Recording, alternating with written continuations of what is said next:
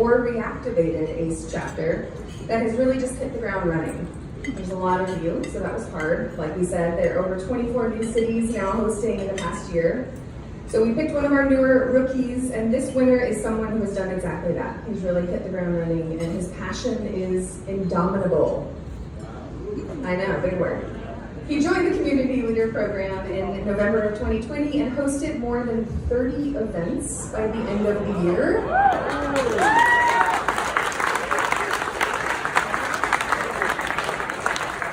Through these consistent and regular events that his members look forward to, he's now grown his chapter to over 300 members.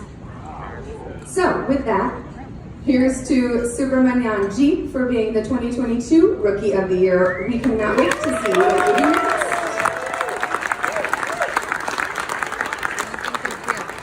Hi Subramanyam, congratulations on your community award. You are an absolute star for being part of the Atlassian community. We are so sad that you're not here with us today. Hope to see you soon. Bye.